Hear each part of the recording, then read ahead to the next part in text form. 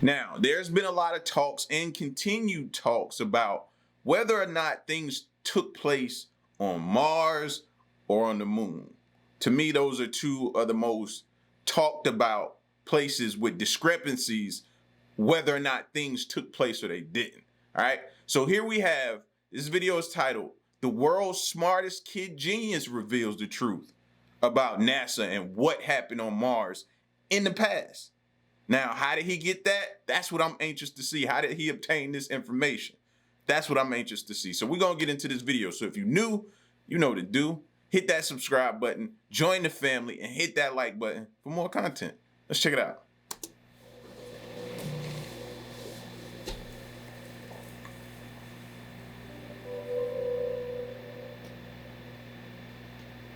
Boriska, a child prodigy, was born in 1996. According to his mother, who is a doctor, she recognized her son's exceptional nature when he was able to hold his head up without any assistance, a mere 2 weeks after his birth. A lot of our parents say that about us, though. You know what I mean? I need a little bit more information as to why, but a lot of our parents do that to us. Oh, that's when I knew he was going to be something special, because at this age of infancy, he was already to hold his head up. You know what I mean? Not to get him, I'm just like, a lot of our parents did that. Well, let's keep going. To hold his head up without any assistance, a mere 2 weeks after his birth. According to her, he commenced speaking a few months after his birth and was capable of reading, drawing, and painting by the age of 18 months. Whoa. When Boriska, at the young age of 2, attended kindergarten, his teachers were immediately impressed by his exceptional writing and language abilities and his impressive memory skills.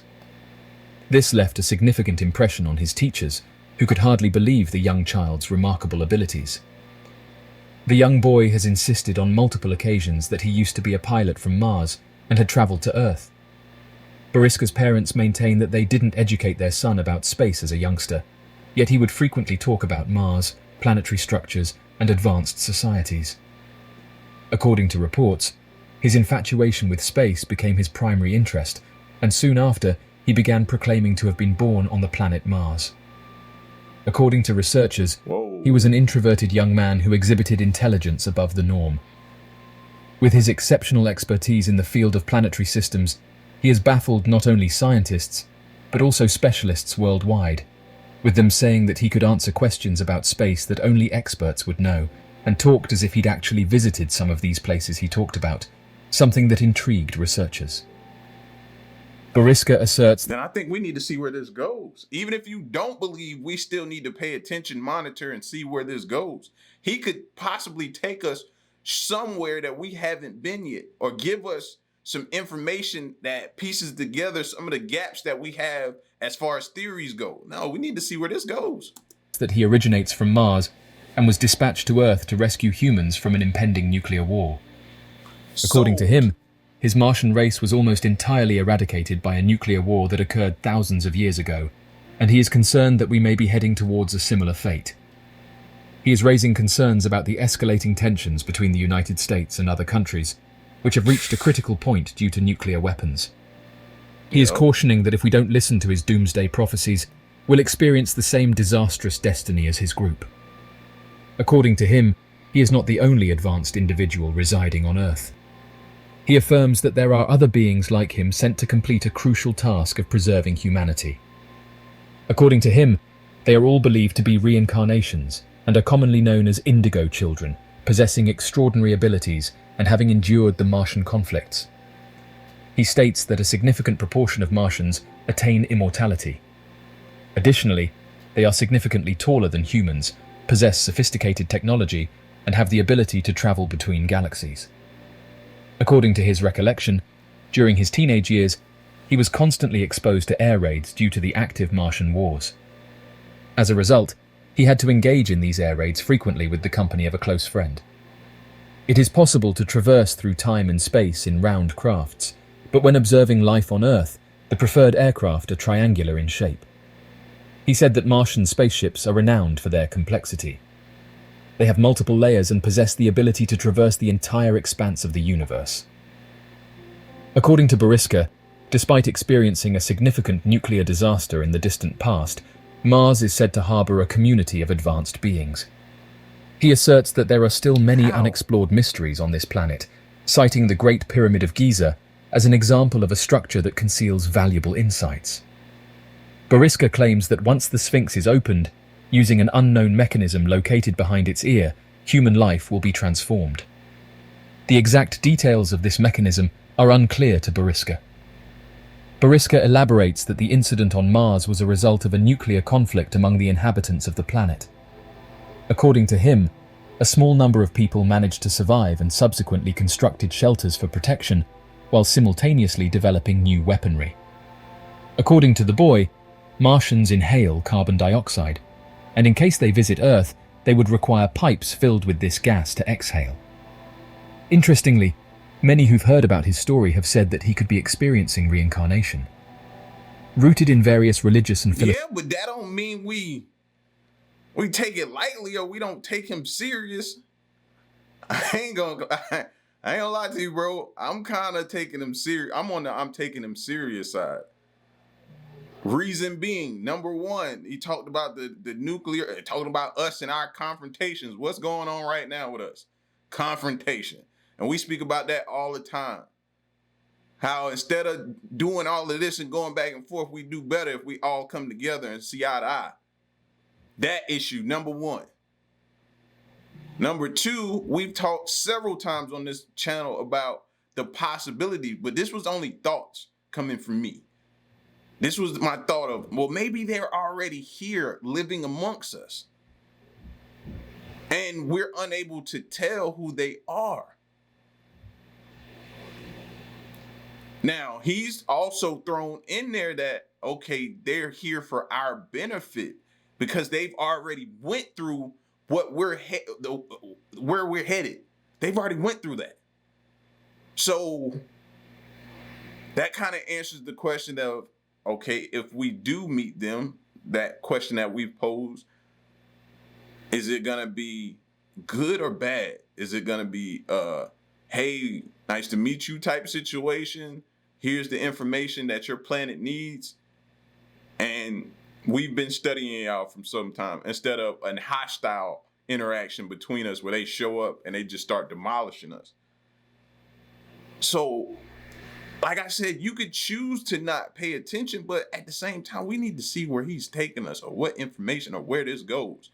We need to monitor.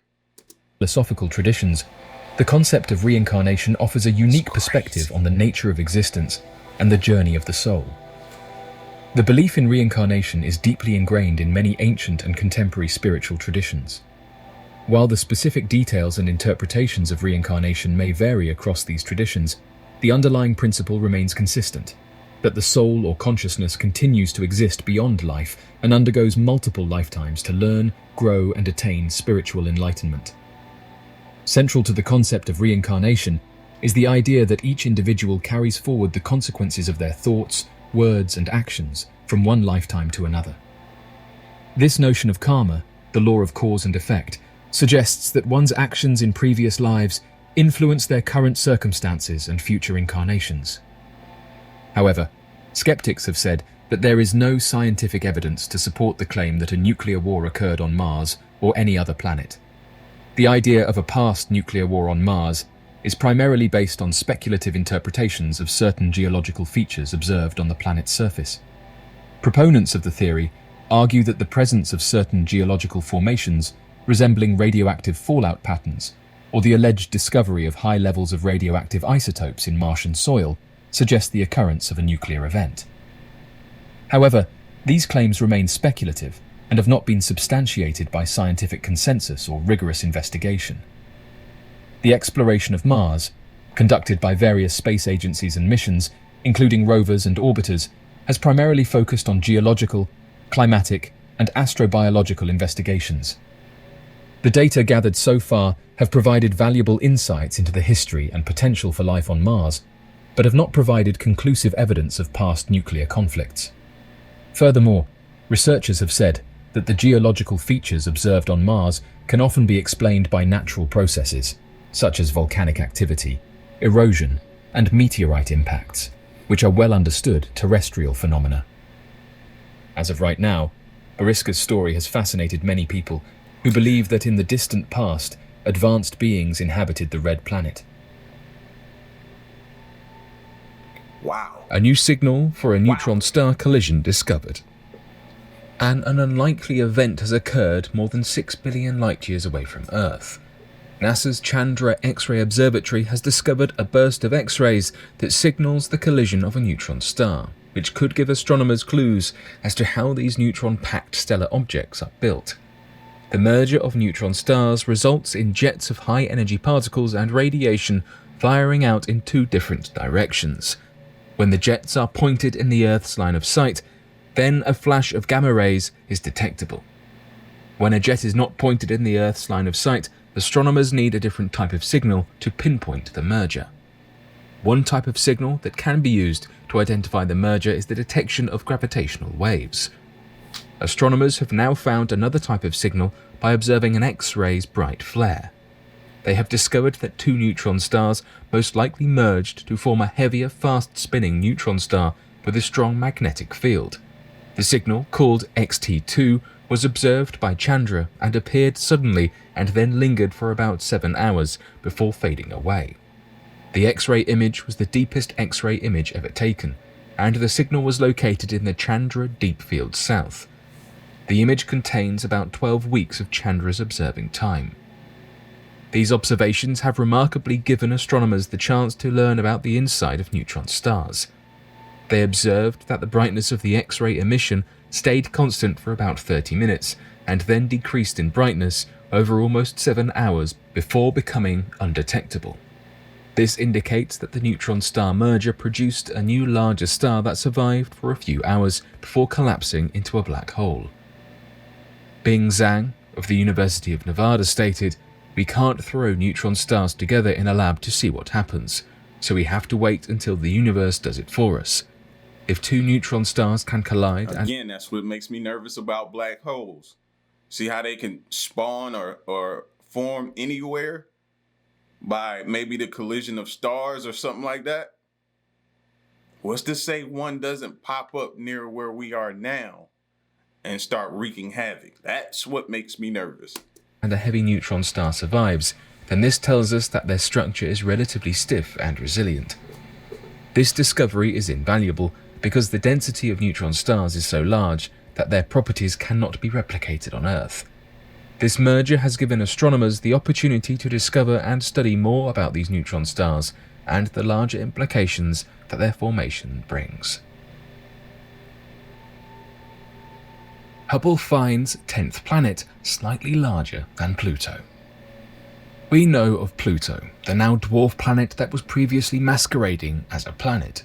So, as of 2006, our solar system features just 8 planets. Despite this demotion to a dwarf planet, Pluto is not alone in this ranking, with others being found within our solar system. Perhaps most notable among these is Eris, a dwarf planet perhaps more commonly known as Xena, but earning its official name from the Greco-Roman goddess of discord and strife. It's only fitting, given the name, that there has been some contradictions and disagreements as we have tried to uncover more about the dwarf planet. Upon the initial discovery of Eris, the dwarf planet appeared to be slightly bigger than Pluto.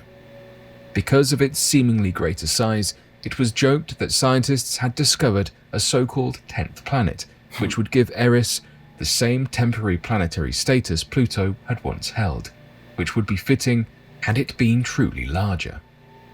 Further research into the size of Eris revealed that while it is true that the dwarf planet has a mass 27% higher than Pluto does, the volume of the planet is still smaller overall. Adding further confusion to the subject, our measurements regarding the diameter of these two dwarf planets do not reflect what we initially expected, as observations made from down here on Earth with grounded equipment suggest that Eris had a diameter of approximately 1,848.6 miles, 30% larger than the diameter of Pluto. However, the Hubble Space Telescope revealed that a more accurate number is 1,490 miles compared to Pluto's 1,422. Despite the results not being definitively conclusive, Pluto is generally considered to be the largest dwarf planet. with Eris pulling in at a very close second place. Mike Brown, a planetary scientist at the California Institute of Technology in Pasadena, California, was on the team that discovered Eris, or Xena, back in 2005, alongside Chad Trujillo and David Rabinowitz. Their research was published in the Astrophysical Journal, and Brown explained that only the Hubble telescope would have been able to assist this discovery. He explained that, with the technology available in 2005 at least, Hubble was the only telescope that would have been able to capture a clean, visible light measurement of the actual diameter of Eris.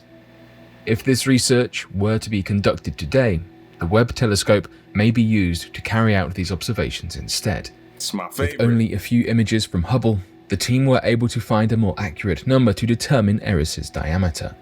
This information has helped to debunk the 10th planet myth and put Pluto back on top as the largest dwarf planet. But researchers did not stop there. There are several ideas and theories speculating why Eris was so deceptively large. For example, it's incredibly bright compared to its small size, making it the second most reflective object in our solar system. It has been suggested that it is so reflective because of the frost sitting on the surface of the dwarf planet, perhaps as a result of leaking methane gas or distance from the sun, freezing any atmosphere that used to be present. Eris is considered a TNO, or a trans-Neptunian object, orbiting further out from the Sun than Neptune. Eris is catalogued here as 2003 UB313 and holds the title of being the largest object in space to have not received a spacecraft visitor. Finding that there is more out there than don't worry, it's coming now. we first thought in our solar system is fascinating. Even though Eris missed out on earning the 10th planet title, it's an impressive dwarf planet taking up a good amount of space. Perhaps one day Eris will receive a visitor spacecraft and we can find out more about the frozen dwarf planet. Exploring Mars by sailplane. The Red Planet has been a focus of a great deal of scientific research throughout the years. From the search for evidence of Martian life to exploring the physical features of this planet, we have been investigating this planet for many lifetimes. When y'all look at Mars, can you visualize yourselves being there? Can you visualize yourselves living there, walking outside, going to the store or going to whatever is like a store there? Can you visualize it? I don't see it yet, but we could one day call this home. The latest stage in this research is underway, as some new revolutionary engineering could completely change how we explore Mars. Engineers have been designing a sailplane able to fly above the surface of Mars for several consecutive days before landing. See, all those craters make me nervous because it looks like a bunch of collisions, to which it could quite possibly be that. But that makes me nervous about, not saying that we don't have meteors hit us, but when you look at our planet, we don't see that. It could possibly be there, we just don't see it. Mars, it's totally visible. Different size. It's a lot. Close to the same spot. Yeah. This sailplane is intended to be motorless and is pushed forth using only the wind energy on Mars. To accompany the technology that is already keeping their eyes on Mars, engineers are working on a new piece of equipment to help us probe further within the Red Planet. A team of engineers based at the University of Arizona and research scientist Alexandra Kling from NASA's Mars Climate Modeling Center have been working on lightweight, motorless sailplanes that will be able to roam around Mars. The sailplanes will be fitted with temperature sensors, gas sensors, and cameras, yet the current design suggests they will weigh only 11 pounds per plane. It was this ambitious plan that led to NASA's Ingenuity. Ingenuity has the nickname Ginny and is a small-scale robotic coaxial rotor helicopter that made it to Mars in 2020, alongside the Perseverance rover. Ingenuity clocks in at just 4 pounds and is the first time we have been able to have a device flown in a controlled manner on another planet. While Ingenuity is an incredible accomplishment, these new plans are far more ambitious. NASA's Ginny is able to reach 12 meters in height and can only fly for short periods. The sailplanes, however, aim to overcome these limitations by flying in directions and manners that best support the wind patterns on Mars. Wind patterns will alter and shift when they encounter physical differences, such as volcanoes or canyons. These sailplanes will utilize these fluctuations, taking advantage of what is present. The sailplanes are designed to move between static soaring when there are enough vertical winds, or to move into dynamic soaring when horizontal wind speed increases. Typically, horizontal wind speed will increase as the height of the vehicle does, essentially meaning that the higher the altitude, the higher the horizontal wind speed. This is especially true on Mars. Being able to send these sailplanes to Mars is another problem researchers have encountered, with the current suggestion being to pack the sailplanes on a spacecraft in CubeSats, a type of research spacecraft known as a nanosatellite. An alternate suggestion would be to use a balloon-like structure to lower the sailplanes into the atmosphere. This research is incredibly fascinating. With this equipment, we would not only be pushing the boundaries of what we considered possible here on Earth, but also advancing our knowledge of another planet in our solar system. A proposal paper for this research project can be found published in the scientific journal Aerospace. Between new observations and advancing technology, we are only bound to continue to advance our understanding of the world, solar system, and the universe that we live in.